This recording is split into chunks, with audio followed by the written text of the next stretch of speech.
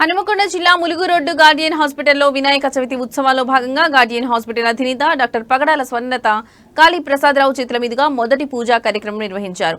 ఈ సందర్భంగా పగడాల స్వర్ణలత కాళీప్రసాదరావు మాట్లాడుతూ ఆ విజయ గణపతి ఆశీస్సులతో విఘ్నాలు తొలగి విజయం సాధించాలని, ప్రజలు సుఖశాంతులతో ఆయురారోగ్యాలతో వర్ధిల్లాలని, ప్రతి ఒక్కరూ గణపతిని పూజించాలని కోరుకుంటూ ప్రజలందరికీ వినాయక చవితి శుభాకాంక్షలు తెలిపారు.